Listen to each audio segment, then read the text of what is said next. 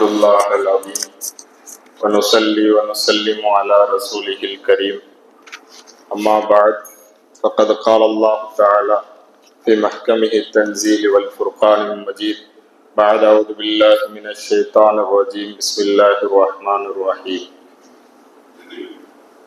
وكلبهم باسط ذراعيه بالوسيد وقال نبينا صلى الله عليه وسلم لا تدخل الملائكة فيه كلب ولا سورة أو كما قال عليه الصلاة والسلام. எல்லா புகழும் புகழ்ச்சியும் அல்லாஹு ஜல்லஷானஹு தஆலா ஒருவனுக்கே உண்டாகட்டுமாக.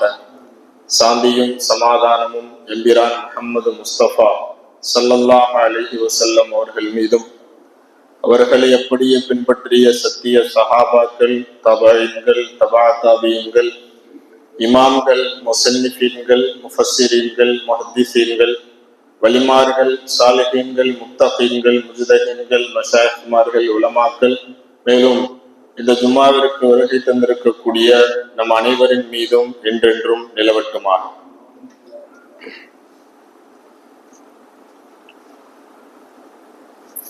இந்தியா முழுவதும் கடந்த சில வாரங்களாக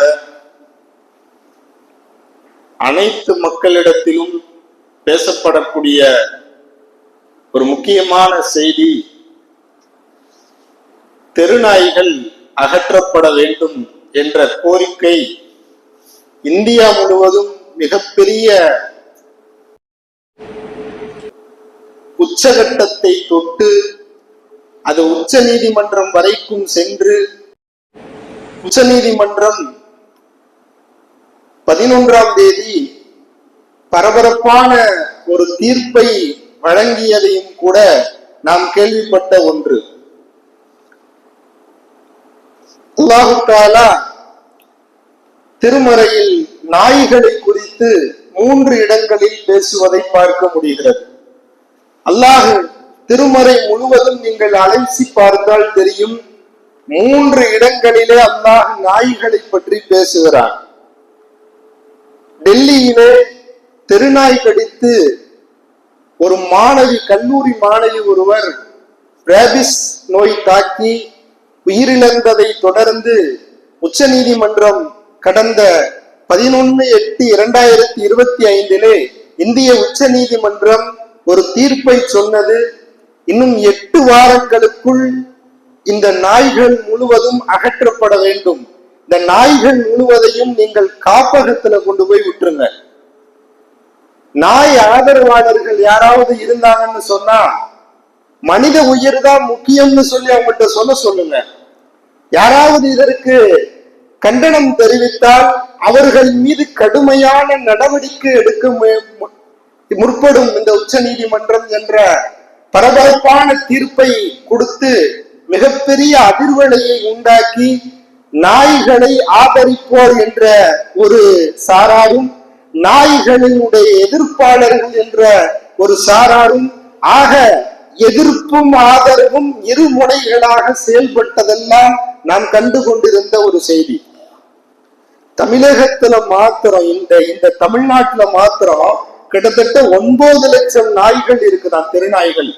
தெருநாய்களினுடைய எண்ணிக்கை மட்டும் 9 லட்சம் பேரு. உச்ச நீதிமன்றம் சொல்லுச்சு, இந்த நாய்கள் முழுவதையும் காப்பகங்கள்ல அடைச்சு அந்த நாய் வெளியே வருதா இல்லையாங்கிறத செக் பண்றதுக்காக வேண்டி அங்க சிசிடிவி கேமரா பொருத்த வேண்டும், நாய்கள் வெளியேற்றப்படாமல் பாதுகாக்க வேண்டும், மக்களினுடைய உயிர் தான் ரொம்ப முக்கியம், நாய்களை விட மனிதர்கள் முக்கியமானவர்கள் என்ற ஒரு அற்புதமான தீர்ப்பை சொன்னது வரலாற்று சிறப்பு மிக்க தீர்ப்பு. இப்ப இதுல 2 சாரார்கள் வந்து நுழைந்து மக்களினுடைய அதிகமான மக்கள் சொல்லக்கூடிய செய்தி, எங்கள் குழந்தைகள் வெளியில நடமாட முடியல.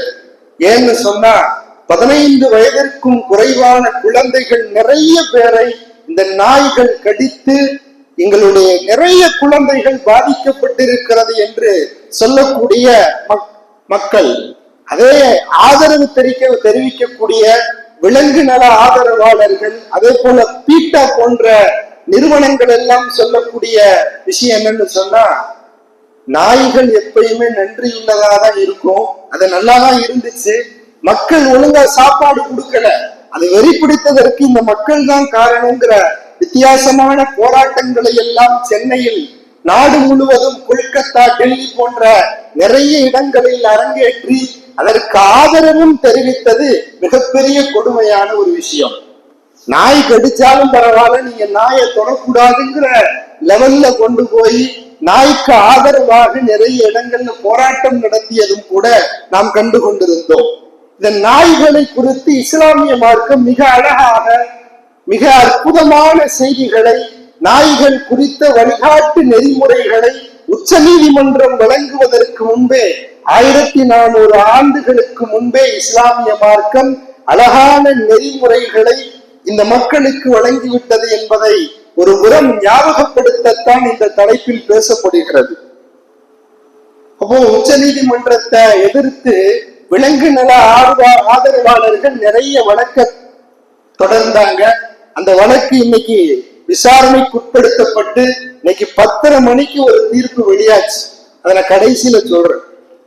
இப்போ உலக சுகாதார நிறுவனம் 2024 எடுத்த சர்வேயினுடைய அடிப்படையில பார்க்கும்போது, இந்தியாவில மட்டும் நாய் கடிச்சு 37 லட்சம் பேர் கடி வாங்கியிருக்கிறாங்க நாய்கிட்ட. ரேபிஸ் நோயால கிட்டத்தட்ட 305 பேர் மரணமாயிருக்கிறாங்கிற ஒரு புள்ளி விவரத்தையும் நாம் பார்க்க முடிகிறது. இந்த ரேபிஸ் நோய் வந்ததற்கு பிறகு அந்த நாயினுடைய உமிழ் நீர் உடம்புல செலுத்தப்பட்டு அது மிகப்பெரிய விஷமாக மாறி அது மூளையில் சென்றடைந்து நம்முடைய உமிழ் நீரை போய் அந்த வைரஸ் பாதிக்கிறது. அப்போ தண்ணி, ஏதாவது ரேபிஸ் நோயால பாதிக்கப்பட்டவங்க தண்ணி குடிச்சாங்கன்னு சொன்னா, இந்த உமிழ் நீர்ல இருக்கக்கூடிய சுரப்பி அந்த வைரஸ் அழிஞ்சிருவோம்னு சொல்லிட்டு அந்த உமிழ் நீரை மூடிக்கொண்டு தண்ணீரை பார்த்தாலே பதஷ்டப்படக்கூடிய ஒரு நிலையை இந்த ரேபிஸ் நோய் உருவாக்குது. அந்த நாய்க்கடியால பாதிக்கப்பட்டவங்க திடீர்னு அரண்டு போற மாதிரி நடந்துகிறது, உடம்பெல்லாம் நடுநடுங்குவது போன்ற நோய்கள் தாக்கப்பட்டு மரணமைவதையும் நாம் பார்க்க முடிகிறது. ரேபிஸ் நோய்க்கு வந்துருச்சுன்னு சொன்னா மருந்து இல்லை, அலோபதியிலே இல்ல, ஹோமியோபதியில இல்ல, எதுலையும் மருந்து இல்ல. 10 நாள்ல மரணம்னு சொல்லுது மருத்துவ ஆராய்ச்சி. இப்படியாக மிகப்பெரிய தாக்கத்தை ஏற்படுத்தக்கூடிய ஒரு சூழ்நிலையை கொண்டு போகக்கூடியதுதான் இந்த தெருநாய்கள், ரேபிஸால பாதிக்கப்பட்ட தெருநாய்களினுடைய வெறி செயலான கடிகள். இப்ப இதற்கு நிறைய பேர் பாதிக்கப்பட்டதுனாலதான் இந்தியா முழுவதும் மிகப்பெரிய தாக்கத்தை ஏற்படுத்தி, அதிர்வலை ஏற்படுத்தி இன்னைக்கு உச்ச நீதிமன்றத்தில் இதை எடுத்து பேசக்கூடிய ஒரு நிலை உருவாகியுள்ளது என்பதையும் நாம் பார்க்க முடிகிறது. பெருமானார் ஸல்லல்லாஹு அலைஹி வஸல்லம் சொன்னார்கள், மனம்சக்க கல்பன் ஃபஇன்னஹு யன்குசு குல்ல யௌமின் மின் அமலிஹி கீராத்துன்.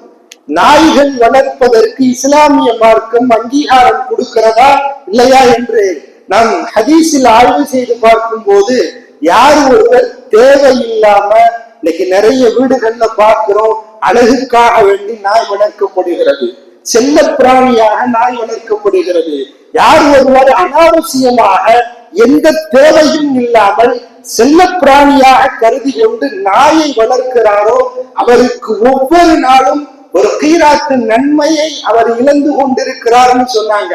இல்லா கல்ப ஹர்ஸில் அவமாசியத்தில், தம்முடைய தோட்டந்தரவுகளை பாதுகாக்கிறதுக்காண்டி நாய்களை வளர்க்கலாம், இஸ்லாம் அங்கீகரிக்கிறது. நம்முடைய வீட்டினுடைய பாதுகாப்புக்காக வேண்டி, கால்நடைகளினுடைய பாதுகாப்புக்காக வேண்டி நாய்களை வளர்த்துக் கொள்ளலாம் என்றும் இஸ்லாமிய மார்க்கம் சொல்லி காட்டுகிறது. ஹஸரத் அப்துல்லாஹ் இப்னு உம்மு மக்தூம் ரலியல்லாஹு, கண் தெரியாத சஹாபி, ரசூலுல்லாஹ்ட்ட வந்து சொன்னாரா, யா ரசூலுல்லாஹ், எனக்கு கண் ரெண்டும் தெரியாது, கண் தெரியாத காரணத்தினால் நான் எங்கேயாவது பள்ளிவாசலுக்கோ அல்லது ஏதாவது ஒரு தேவைக்காக வேண்டி போகும்போது மிகப்பெரிய தடுமாற்றம் எனக்கு ஏற்படுகிறது. நான் இந்த நிலைமையில ஒரு நாயை வளர்த்தேன்னு சொன்னா அந்த நாய் எனக்கு வழிகாட்ட உதவும். என்னுடைய தேவைகளுக்கு நான் வெளியில் செல்வதற்கு நாய் இருந்தால் எனக்கு கொஞ்சம் பிரயோஜனமாக இருக்கும் என்ற ஒரு தேவையை ரசூலுல்லாஹ்விடத்திலே முன்வைத்த போது பெருமானார் ஸல்லல்லாஹு அலைஹி வஸல்லம் அவர்கள் அப்துல்லாஹ் இப்னு உம்மு மக்தூம் ரலியல்லாஹுவிற்கு நாய் வளர்க்க ஆதரவு கொடுத்தார்கள், அனுமதி கொடுத்தார்கள் என்ற செய்தியையும் கூட நாம் ஹதீஸில் பார்க்க முடிகிறது. ஆக மாத்திரம் ஷரியத்து நாய் முழுவதையும் தடை செய்யவில்லை. ஒருவர் அழகுக்காக வேண்டியும் ஆடம்பரத்திற்காக வேண்டியும் நாய்கள் செல்ல பிராணி என்று கருதியும் வளர்க்கக்கூடிய இந்த நாய்கள் விஷயத்திலே ஷரியத்து மிகப்பெரிய கண்டனத்தை தெரிவிக்கிறது. நீங்கள் இது போன்ற காரணத்திற்காக வேண்டி நாயை வளர்க்க கூடாது. உங்கள் கால்நடை பராமரிப்பிற்காக வேண்டி, உங்கள் தோட்டங்களினுடைய பராமரிப்பிற்காக வேண்டி, திருடர்களினுடைய அச்சங்களுக்காக வேண்டி, சில காரணங்களுக்காக வேண்டி வேட்டை நாய்களை நீங்கள் வளர்த்துக் கொள்ளலாம் என்று மார்க்கம் நமக்கு அனுமதி அளித்திருப்பதையும் நாம் பார்க்க முடிகிறது. நீங்கள் திருமறையை புரட்டி பார்த்தால் தெரியும். அல்லாஹ் தஆலா கஹ்ஃப் என்று ஒரு சூரா, குகைவாசிகள் என்று அல்லாஹ் தஆலா சில நபர்களை பற்றி திருமறையில் கூறுவதை நாம் பார்க்க முடிகிறது. கிபி 337 திக்கியானோஸ் அப்படிங்கிற ஒரு மன்னர் துருக்கிக்கு அருகாமையில் அமர்ந்திருக்கக்கூடிய அப்சூஸ் என்ற ஒரு நகரத்தை ஆட்சி செய்து கொண்டிருக்கிறார் திக்கியானோஸ் என்ற மன்னர். அவர் எப்படி இருந்தார்னு சொன்னா, ஓரிரை கொள்கைக்கு எதிரானவர், சிலை வணக்கத்தை கொண்டு வந்தார். மக்கள் எல்லாம் ஒரு கட்டத்தில் என்னை வணங்க வேண்டும் என்ற நிலைப்பாட்டையும் கொண்டு வந்தார். மார்க்கத்தை அப்புறப்படுத்தினார், ஷரியத்தை இல்லாமலாக்கினார். இந்த நிலையிலதான் அங்கிருந்த சில வாலிபர்கள் அரசர்கிட்ட நம்ம இந்த நாட்டுல இருந்தோம்னு சொன்னா நம்மள அல்லாஹுவை வணங்க விடாமல் ஓரிரை கொள்கையிலிருந்து துரத்தி அடிச்சிருவாருன்னு சொல்லி அந்த கஹ்ஃப் வாசிகள், அந்த இளைஞர்கள் என்ன செஞ்சாங்கன்னு சொன்னா, அந்த நாட்டை விட்டும் தள்ளி இருக்கக்கூடிய ஒரு குகை பகுதிக்கு செல்கிறார்கள். போகும்போது அதுல ஒரு இளைஞர் ஒரு நாய், வேட்டை நாயை வச்சிருந்தாராம். அந்த நாய் அவங்களோட சேர்ந்து போயிடுச்சான். அந்த குகைக்குள்ள போயிட்டாங்க. போனதற்கு பிறகு அந்த நாய் என்ன செய்யுமா, வெளியில இருந்து காவல் காக்குமா. அவர்கள் எல்லாம் குகைக்குள் இருக்கும் போது நாய் எப்பயுமே கால் ரெண்டை விரிச்சுக்கிட்டு என்ன செய்யுமா, வெளியிலேயே இருந்துகிட்டு அவங்களுக்கு பாதுகாப்பாகவே இருந்து கொண்டே இருந்ததாம். நம் வரலாறுகளை பார்க்கிறோம். திருமறையின் மூலமாக அல்லாஹ் தஆலா 300 வருடங்களுக்கு மேலாக அந்த இளைஞர்களை உறங்க வைத்தான் அப்படிங்கிற செய்தியை பார்க்கிறோம். அல்லாஹ் சூரா கஹ்ஃப்ல சொல்லி காட்டுறான். 300 வருஷங்களுக்கு மேலாக அந்த நபர்கள் குகையிலேயே அல்லாஹ் உறங்க வச்சானாம். இவர்களுக்கு விசுவாசமாக சென்ற அந்த நாயையும் அல்லாஹ் அப்படியே முன்னங்காலோட படுத்திருந்ததோட அப்படியே உறங்க வச்சான்னு சொல்லி ஹதீஸ்கள்ல பார்க்க முடிகிறது. அங்கே வேட்டை நாயை அந்த காலகட்டத்திலேயே தேவைக்காண்டி வளர்த்தார்கள் என்ற செய்தியும் கூட திருமறையின் மூலம் நமக்கு கிடைக்கிறது. அப்ப அந்த காலகட்டத்தில இருந்தே நாய்களை முக்கியமான தேவைகளுக்காக வேண்டி வளர்க்கக்கூடிய ஒரு சூழல்களை அவர்கள் அமைத்திருந்தார்கள் என்பதை பார்க்க முடிகிறது. அப்ப இந்த நாய் அவர்களுக்காக வேண்டி பின்தொடர்ந்து சென்றது, அவர்களை பாதுகாத்தது. கிதாபுல எழுதுறாங்க, கல்பகும் பரக்கத்தகும். அந்த நாய் அல்லாஹ்வுக்காக வேண்டி போன அந்த இளைஞர்களோட போனதுனால நாய்க்கும் கூட அவர்களினுடைய பரக்கத்து கிடைச்சிச்சு. இவர்கள் எப்படி 300 வருஷத்துக்கு மேல தூங்கினாங்களோ அதே போல அல்லாஹ் தஆலா 300 வருஷத்துக்கு மேல அந்த நாயையும் தூங்க வைத்தான். நாய்க்கென்று பெரிய சிறப்பை அங்கே ஏற்படுத்தினான். நல்லோர்களுக்கு பெய்யும் மழை எல்லோருக்கும் என்று சொல்வதை போல நாய்க்கும் கூட அந்த கஹ்ஃப் வாசிகள் ஓரிரை கொள்கைக்காக வேண்டி அல்லாஹ்வை வணங்குவதற்காக வேண்டி சென்ற அந்த இளைஞர்களினுடைய பரக்கத் அந்த நாய்க்கும் கிடைத்தது என்ற செய்தியை நாம் பார்க்க முடிகிறது. அப்போ தேவைகளுக்காக வேண்டி நாய் வளர்க்கலாம் என்ற செய்தியும் கூட திருமறை குர்ஆன் மிக தெளிவாக சொல்லாவிட்டாலும் கூட மறைமுகமாக நமக்கு செய்தியை கொடுப்பதை நாம் பார்க்க முடிகிறது. வேட்டைக்காக வேண்டி நாய்களை பயன்படுத்தலாமா அப்படின்னு சொன்னா மார்க்கம் அதற்கும் கூட அங்கீகாரம் கொடுக்கிறது. அல்லாஹ் சொல்கிறான், வமா அல்லம்தும் மினல் ஜவாரிஹி முகல்லபீன துஅல்லிமூன மிம்மா அல்லமக்குமுல்லாஹ். அல்லாஹ் சொல்றான், நீங்கள் வேட்டைக்காக வேண்டி நாய்களை வளர்த்தால் நீங்கள் வளர்த்துக் கொள்ளலாம். இப்போ அந்த காலத்துலலாம் என்ன செய்வாங்க, முயலை பிடிக்கிறதுக்காக வேண்டி அல்லது ஏதாவது உணவு மாமிசங்களுக்காக வேண்டி நாய்களை பயன்படுத்துவார்கள். அந்த நாய் என்ன செய்யுமா, வேட்டை நாய்க்கு பயிற்சி கொடுத்திருப்பாங்க. இந்த மாதிரி பிராணிகளை கரெக்டா கவ்வி பிடிச்சிட்டு வர மாதிரி பயிற்சிகள் கொடுத்திருப்பாங்க. அது காடுகள்ல போய் விட்டோம்னு சொன்னா கரெக்டா கொண்டு போய் என்ன செஞ்சிருமா, இந்த பிராணிகளை கவ்வி கொண்டு வந்து எஜமானன்ட கொடுத்துருமா. அப்படியெல்லாம் பயிற்சி கொடுத்தார்கள். இன்றைக்கும் கூட நிறைய இடங்கள்ல வேட்டை நாய்களை பார்க்க முடிகிறது. அல்லாஹ் சொல்றான், நீங்கள் வேட்டை நாய்களை பயன்படுத்தும் போது பிஸ்மில்லா சொல்லி அனுப்பணுமா. நம்ம அறுக்கும் போது எப்படி பிஸ்மில்லா சொல்றோம், அதே போல அந்த நாய்களை அனுப்பும் போது பிஸ்மில்லா சொல்லி அனுப்பினால் அந்த நாய் அந்த பிராணிகளை கவ்வி கொண்டு வரும். கொண்டு வந்ததற்கு பிறகு அந்த பிராணிகளை அறுத்து நம்ம புசிக்கலாம். மார்க்கம் இதை அழகாக சொல்லி தருகிறது.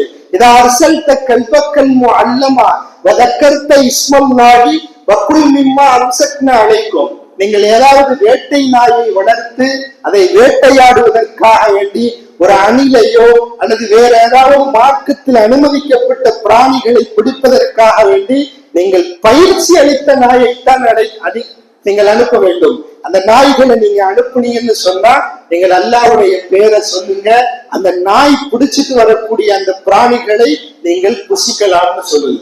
ஒரு நாயை நம்ம அனுப்புறோம், இடையில பார்த்தா இன்னொரு நாய் ஜாயிண்ட் ஆகி அதுவும் கப்பிக்கிட்டு இதுவும் கப்பிக்கிட்டு வந்துச்சுன்னு சொன்னா அந்த பிராணி அனுமதி இல்லைன்னு ஹதீஸ்ல வருது. நீங்கள் அனுப்பிய நாய் பிஸ்மில்லா என்று சொன்னால் அதற்கு பிறகு அதை எடுத்துக்கொண்டு வந்த உணவை நீங்கள் புசிக்கலாம்னு சொல்லி மார்க்கம் நமக்கு அழகாக சொல்லி காட்டுவதை பார்க்க முடிகிறது. நாயே அசுத்தம் இல்லை, நாயினுடைய எச்சில் தான் மிகப்பெரிய அசுத்தம்னு சொல்லுது மார்க்கம். அதனாலதான் ஹதீஸ்ல வருது, யுக்ஸலுல் இனாவு இதா வலக ஃபீஹில் கல்பு சபஅ மர்ராத். உங்களுடைய பாத்திரங்கள்லயோ உங்களுடைய உணவுகள்லயோ நாய் வாயை வச்சிருச்சுன்னு சொன்னா அந்த பாத்திரங்களையோ அதில் உள்ள உணவுகளை நம்ம புசிக்கவே கூடாது. அந்த பாத்திரங்களை 7 முறை கழுவ வேண்டும் என்று மார்க்கம் சொல்லி காட்டுகிறது. பாத்திரத்தை கழுவும் போது ஆரம்பத்திலேயோ அல்லது 7 முறை கழுவியதற்கு பிறகோ மண்ணை கொண்டு சுத்தம் செய்ய வேண்டும். ஏன்னு சொன்னா இன்னைக்கு ஆராய்ச்சிகள்ல கூட கண்டுபிடிச்சிருக்கிறாங்க, நாய்களினுடைய உமிழ்நீரிலிருந்து வரக்கூடிய அந்த எச்சில் மிகப்பெரிய கிருமிகளை கொண்ட ஒரு எச்சி. அது மிகப்பெரிய தாக்கத்தை ஏற்படுத்திவிடும், நோய்களை உண்டாக்கிவிடும். அப்ப அதை அழிக்கக்கூடிய அந்த ஜராசீம்களை அழிக்கக்கூடிய ஆற்றல் மண்ணுக்கு உள்ளதுன்னு சொல்லி மார்க்கம் ஒன்றே சொல்லிவிட்டது. இன்றைய விஞ்ஞானிகள் கூட இந்த உலகத்திலே கண்டுபிடித்தார்கள் என்பதை நாம் பார்க்க முடிகிறது. அதனால நாய் உங்களுடைய பாத்திரங்கள்ல வாய் வச்சிருச்சுன்னு சொன்னா நல்ல கழுவுங்கன்னு சொல்லுது. இன்னைக்கு உள்ள காலகட்டத்தை பார்க்கிறோம். நாம சாப்பிட்டதுக்கு பின்னாடி நிறைய வீடுகள்ல நாய் வளர்க்கிறாங்க. அதே தட்டுல மிச்சம் இருந்துச்சுன்னா நாய்க்கு வைக்கிறாங்க, அதுவும் சாப்பிடுறது. பாத்திரத்தோட பாத்திரமா கழுவிட்டு மீண்டும் அதை எடுத்து உண்கிறார்கள். நாய்க்கு முத்தமெல்லாம் கொடுக்கிறார்கள். இன்றைய காலகட்டத்துல அந்த ஒரு சூழ்நிலைக்கு இன்னைக்கு போயிட்டாங்க. பிரியமானவர்களை எல்லாம் தவிக்க விட்டு விட்டு பஞ்சனையில் நாய்களை படுக்க வைத்துக் கொண்டு நாய்களுக்கு அக்கறை செலுத்தும் மனிதர்கள் பெற்ற தாய் தந்தையர்களுக்கு அவ்வளவு பெரிய அக்கறைகள் செலுத்துவதில்லை. நாய்க்கென்று ஏசி ரூம்களை வைத்துக் கொண்டு அதற்கென்று தனி அறைகளை கொடுத்து பராமரிக்கக்கூடிய ஒரு சூழலில் இருந்து கொண்டு பெற்றோர்களை பராமரிப்பதை கூட தவிர்த்து கொள்ளக்கூடிய நிலையை நாம் பார்க்க முடிகிறது. அதனாலதான் அமெரிக்கால கூட ரொம்ப காலத்துக்கு முன்னாடி ஒரு பிரச்சனை அங்குள்ள நீதிமன்றத்துக்கு வருது. என்ன பிரச்சனைன்னு சொன்னா, ஒரு தாய் நீதிமன்றத்துல வழக்கு தொடர்ந்து இருக்கிறாங்க. இந்த என்னுடைய மகன் நாய் வளர்க்கிறான், நாய்க்கு கொடுக்கக்கூடிய நேரத்தை கூட எனக்காக வேண்டி கொடுப்பதில்லை, நாய்க்கு கொடுக்கக்கூடிய உணவை கூட எனக்காக வேண்டி கொடுப்பதில்லை என்று அந்த வழக்கு தொடரப்படுகிறது. அப்போ உச்ச நீதிமன்றத்துல அந்த பையன் கேட்கும் போது அவனுடைய சார்பா சொல்லப்படக்கூடிய விஷயம், நாயை வளர்க்கிறதும் நாயை பார்க்கிறதும் என்னுடைய தனிப்பட்ட விருப்பம், நான் பார்த்துக்குவேன். அவங்கள பார்த்துக்கிறது அவங்களுடைய உரிமை. என் நாய் வாயில்லாத ஜீவன், அதை பார்த்து கொள்வது என்னுடைய கடமை. அவங்கள போய் அவங்கள தனியா எடுத்துக்க சொல்லணும்னு சொல்லி இவர்களுடைய வாதத்தை அந்த பையன் தொடர்றாங்கிற ஒரு செய்தி நாடு முழுவதும் பெரிய அதிர்வலையை ஏற்படுத்திய ஒரு தகவலை எல்லாம் நாம் பார்க்க முடிகிறது. நீதிமன்றம் சொல்லுச்சு, நாய் வளர்க்கிறது அவருடைய தனிப்பட்ட விருப்பம், நீங்க அதுல தலையிடாதீங்கன்னு சொல்லி ஒரு தீர்ப்பை கொடுத்த ஒரு அதிர்வலையான விஷயங்களை எல்லாம் நாம் பார்க்க முடிகிறது. இன்னைக்கு உள்ள சூழ்நிலையில பார்க்கிறோம்னு சொன்னா நாய்களும் பூனைகளும் அதிகமாக விற்கப்படுகிறது. இன்னைக்கு பூனைக்குன்னு சொல்லியே தனியா, நாய்க்கும் பூனைக்கும் முடிவெட்டுறதுக்குன்னே சொல்லி தனியா செலவு செய்யறாங்க. நாய்க்கும் பூனைக்கும் தனி சாப்பாடு செலவு செய்யறாங்க. ஒரு ஏழைகளுக்கோ பெற்றெடுத்த தாய் தந்தையருக்கோ கொடுக்காமல் செல்ல பிராணிகள் என்று அதை செல்லமாக வளர்த்து அதற்காக வேண்டி மிகப்பெரிய அளவுல பணத்தை செலவிடப்படுவதையும் நாம் பார்க்க முடிகிறது. அதனாலதான் பெருமானார் ஸல்லல்லாஹு அலைஹி வஸல்லம் சொன்னார்கள், நஹா அன் ஸமனில் கல்பு, நாயை விற்கக்கூடிய அந்த பணத்தை பெருமானார் தடை செய்கிறார்கள். நாயை விற்கக்கூடாது மார்க்கத்துல, அதனுடைய கிரயத்தை வாங்கக்கூடாதுன்னு சொன்னாங்க. வேட்டை நாய்களை விற்றுக் கொள்ளலாம், அல்லது விவசாயத்திற்காக வேண்டி அந்த நாய்களை விற்றுக் கொள்ளலாம். அழகுக்காக வேண்டியும் அலங்காரத்திற்காக வேண்டியும் உள்ள நாய்களை விற்று அந்த பணத்தை பெறுவது மார்க்கம் ஹராம் என்று சொல்லி காட்டுகிறது. வீட்டு காவலினுடைய நாயை விற்றுக் கொள்ளலாம், தோட்டக்காவலுக்காக உள்ள நாயை விற்றுக் கொள்ளலாம், வேட்டைக்காக வேண்டியுள்ள நாயை விற்றுக் கொள்ளலாம். ஆனால் அழகுக்காக வேண்டியும் ஆடம்பரத்திற்காக வேண்டியும் செல்லத்துக்காக வேண்டியும் வளர்க்கக்கூடிய நாயை மார்க்கம் தடை செய்திருக்கிறது என்பதையும் பார்க்க முடிகிறது. நாயை மார்க்கம் ஒரேடியா வெறுக்கவும் சொல்லல. இன்னைக்கு காலகட்டத்துல பார்த்தோம்னு சொன்னா அமைதியா போயிட்டு இருக்கிற நாயையும் கூட கல்லால் அடித்து 4 கால்களில் நடந்து வரக்கூடிய நாய் கொஞ்ச நேரத்துல 3 காலோட நடந்து போகக்கூடிய சூழலை பார்க்கிறோம். குடத்தை எல்லாம் என்ன செஞ்சு கட் பண்ணி கழுத்துல மாட்டி விட்டு, நாய்க்கு பெயிண்ட் அடிச்சு விட்டு, புலி மாதிரி பெயிண்ட் அடிச்சு விட்டு, இந்த மாதிரி நாய் சித்திரவதையும் கூட நம்முடைய சில பகுதிகளில் பார்க்க முடிகிறது. மார்க்கம் கருணை காட்டவும் சொல்லி தருகிறது. ஒரு விபச்சாரி தவித்த வாயோடு ஒரு நாய் நாக்கை தொங்க போட்டு கொண்டு வந்த போது அந்த நாய்க்கு தண்ணீர் எடுத்து கொடுத்ததின் காரணமாக விபச்சாரியினுடைய பாவத்தை மன்னித்து அல்லாஹ் சொர்க்கத்தை நசீபாக்கினான் என்ற செய்தியும் கூட நாம் ஹதீஸ்களில் பார்க்க முடிகிறது. அல்லாஹ் படைத்த படைப்புகளின் மீது கருணையும் காட்ட வேண்டும் என்று மார்க்கம் சொல்லி காட்டுகிறது. ஒரே அடியாக நாய்களை வெறுப்பதையும் மார்க்கம் அங்கீகரிக்கவில்லை. இருந்தாலும் கூட மக்களுக்கு தொந்தரவு செய்யக்கூடிய நாய்களினுடைய விஷயத்தில் மார்க்கம் சொல்லி காட்டுகிறது. அதை கொல்லலாம் என்ற ஒரு செய்தியையும் மார்க்கம் சொல்லி காட்டுகிறது. இன்னைக்கு முஸ்லிம்களினுடைய வீடுகளிலும் கூட நாய்கள் வளர்க்கப்படுவதை பார்க்க முடிகிறது. பெருமானார் சொல்லிவிட்டார்கள், லா ததுகுலுல் மலாயிகத்து பைத்தன் ஃபீஹி கல்புன் வலா சூரத்துன். எந்த வீடுகளிலே உருவப்படங்கள் இருக்கிறதோ, எந்த வீடுகளிலே நாய்கள் இருக்கிறதோ அந்த வீட்டில் மலக்குமார்கள் வரமாட்டார்கள் என்று சொன்னார்கள் நபிகள் நாயகம் ஸல்லல்லாஹு அலைஹி வஸல்லம். ஒரு முறை ஜிப்ரீல் அலைஹிஸ்ஸலாத்து வஸ்ஸலாம் ரசூலுல்லாஹை சந்திப்பதற்காக இந்த டயத்துல வரேன்னு சொல்லிட்டாங்களா, வரவே இல்லையா. அப்போ ரசூலுல்லாஹ் ரொம்ப நேரம் வெயிட் பண்ணி பாக்குறாங்க.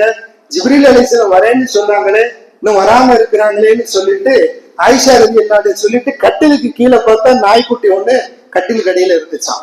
யா ஆயிஷா மத்தா தகல ஆதல் கல்பு, ஆயிஷா எப்ப இந்த நாய் கட்டில் கடியில போச்சுன்னு சொல்லி நாயை விரட்டி விட்டதற்கு பிறகு ஹஸரத் ஜிப்ரீல் அலைஹிஸ்ஸலாம் என்ன செஞ்சாங்கன்னா உள்ள வந்தாங்களாம்.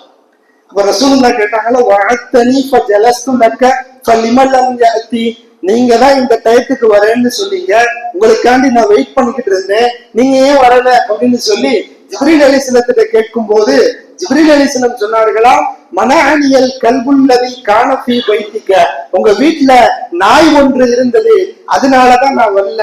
லா நதுகுலு ஃபீஹி கல்புன் வலா சூரத்துன், எந்த வீடுகளிலே நாய் இருக்கிறதோ, எந்த வீடுகளிலே உருவப்படங்கள் இருக்கிறதோ அங்கே நாங்கள் வருவதே கிடையாதுன்னு சொன்னாங்க ஜிப்ரீல் அலைஹிஸ்ஸலாம். இன்னைக்கு நிறைய நம்ம வீடுகள்ல கூட போட்டா என்ன செய்யற, திருமண போட்டா, அதே போல சில பங்கன்ல எடுத்த போட்டான்னு சொல்லி வீடு முழுவதும் ஆங்காங்கே ஒட்டப்பட்டிருப்பதை பார்க்க முடிகிறது. ரஹ்மத்தினுடைய மலக்குமார்களும் வரமாட்டார்கள், எந்த மலக்குமார்களும் வரமாட்டார்கள். மலக்குமார்கள் அங்கே வரவில்லை என்றால் வரக்கத்தும் கிடையாது. இதை சமூகம் உணராமல் இஸ்லாமிய சமூகமே கூட நிறைய வீடுகள்ல நாய் இருக்குதோ இல்லையோ ஆங்காங்கே ரூம்கள்ல இருந்து ஹால்ல இருந்து எல்லா இடங்கள்லயும் போட்டோக்கள் தொங்கவிடப்பட்டிருக்கிறது. இந்த உருவப்படங்கள் இருக்கக்கூடிய வீடுகளுக்கு மலக்குமார்கள் வரவே மாட்டார்கள் சொன்னாங்க ரசூலுல்லாஹி ஸல்லல்லாஹு அலைஹி வஸல்லம். சரி, இப்ப நாயினால நாடு முழுவதும் பெரிய அளவுல தொந்தரவு ஏற்படுது. பிள்ளைகளால மதரசாக்களுக்கு வர முடியல, பிள்ளைங்க தனியா ஒரு இடத்துக்கு போக முடியல. ஏன்னு சொன்னா பிள்ளைகளினுடைய பட்டாளங்களை விட நாய்களினுடைய பட்டாளங்கள் தெருவுக்கு தெருவு அதிகமா இருக்குது. இப்ப இந்த மாதிரி சூழ்நிலையில என்ன செய்யறது? ரசூலுல்லாஹி ஸல்லல்லாஹு அலைஹி வஸல்லம் ஆரம்ப காலகட்டத்துல என்ன செஞ்சாங்களா, நாயினுடைய தொல்லை ரொம்ப இருந்துச்சாம். இப்ப ரசூலுல்லாஹ் என்ன செஞ்சாங்களா, நாய்கள்னால பெரிய தொந்தரவு ஏற்பட்டதுனால நாய்களை கொல்லும்படி உத்தரவிட்டாங்களாம். சஹாபாக்களும் நிறைய நாய்களை கொண்டுட்டாங்களாம். கொன்னதற்கு பிறகு கொஞ்ச நாய்கள் தான் இருந்துச்சாம். அதற்கு பிறகு பெருமானார் ஸல்லல்லாஹு அலைஹி வஸல்லம் சொன்னாங்களா, நாய்களை நீங்க கொல்ல வேண்டாம். எந்த நாய் மக்களுக்கு துன்புறுத்தலாக இருக்கிறதோ, அச்சுறுத்தலாக இருக்கிறதோ, அது போன்ற நாய்களை மாத்திரம் கொள்ளுங்கள். வேற எந்த உயிரினத்தையும் நாய்களையும் நீங்கள் அநியாயமாக கொல்ல வேண்டாம்னு சொன்னாங்க ரசூலுல்லாஹி ஸல்லல்லாஹு அலைஹி வஸல்லம். இப்ப நீங்க உள்ள தீர்ப்பு பார்க்கும் போது நாய்கள் தொந்தரவு செய்யும் போது அது அகற்றப்பட வேண்டும் என்று மார்க்கம் சொல்லி காட்டுகிறது. நாய்களினுடைய தொந்தரவு இல்லாத பட்சத்தில் அதை வேண்டுமென்று துன்புறுத்தவும் கூடாது என்றும் மார்க்கம் அழகாக சொல்லி காட்டுகிறது. படைப்புகளின் மீது இரக்கம் காட்ட வேண்டும் என்றும் மார்க்கம் நமக்கு சொல்லி காட்டுகிறது. மன் கத்தல உஸ்ஃபூரன் பிகைரி ஹக்கிஹி ஸஅலல்லாஹு அஸ்ஸ வ ஜல்ல யௌமல் கியாமா. ஒரு சிட்டுக்குருவியை அநியாயமாக கொன்றாலும் கூட அதற்காக வேண்டி அல்லாஹ் வறுமை நாள்ல கேள்வி கேட்பான்னு சொன்னாங்க பெருமானார் ஸல்லல்லாஹு அலைஹி வஸல்லம். இங்க இப்ப மட்டும் இந்த நாய் தொல்லை இல்ல, ரசூலுல்லாஹ்வுடைய காலகட்டத்துல இருந்துச்சு. ஹதீஸ்ல வருது, காலத்தில் கிலாபு துகுபிலூன வ துதிபிரூன ஃபி மஸ்ஜிதி ரசூலுல்லாஹி ஸல்லல்லாஹு அலைஹி வஸல்லம். பள்ளிவாசல்ல அந்த காலகட்டத்திலேயே நாய் என்ன செய்யுமா, பள்ளிவாசலுக்கு வரப்போக இருக்குமா. ரசூலுல்லாஹ்வுடைய காலத்துல அவ்வளவு நாய்கள் இருந்ததா. ஒரு கட்டத்தில் அதனுடைய தொந்தரவுகள் அதிகமான போதுதான் பெருமானார் ஸல்லல்லாஹு அலைஹி வஸல்லம் அதை கொல்ல சொன்னார்கள் என்பதை பார்க்க முடிகிறது.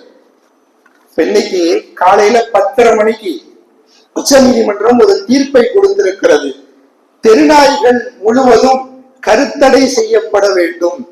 அதே போல தெருநாய்களுக்கு தடுப்பூசி போடப்பட்டு அதே இடத்தில் விட்டு விடலாம். ஆனால் ரேபிஸ் நோயால பாதிக்கப்பட்ட அந்த நாய்கள்ல காப்பகங்கள்ல அடைச்சிடணும். நாய்களை பிடிக்க வரும்போது யாராவது விலங்கு ஆர்வலர்கள் தடுத்தாங்கன்னு சொன்னா அவங்களுக்கு நீங்க 25,000 இருந்து 2 லட்சம் வரைக்கும் அபராதம் போடலாம் என்ற ஒரு தீர்ப்பையும் கூட இந்த உச்ச நீதிமன்றம் இன்றைக்கு கொடுத்திருப்பதையும் நாம் பார்க்க முடிகிறது. ஆக மொத்தத்துல பார்க்கும்போது மார்க்கம் சொல்லக்கூடிய ஒரு முக்கியமான செய்தி என்னவென்று சொன்னால், அது பாதிப்பை ஏற்படுத்தும் போது அது அகற்றப்பட வேண்டும் என்று மார்க்கம் சொல்லி காட்டுகிறது. பாதிப்புகள் இல்லாத போது அதை தொந்தரவும் செய்யக்கூடாது என்பதாகவும் மார்க்கம் சொல்லி காட்டுகிறது. மார்க்கம் சொல்லி கொடுத்த வழிகாட்டு நெறிமுறைகளை கடைபிடித்து வாழக்கூடிய தௌஃபீக்கை அல்லாஹ் நம் அனைவருக்கும் நசீபாக்குவானாக. வஆகிரு தஅவானா அல்ஹம்துலில்லாஹி ரப்பில் ஆலமீன்.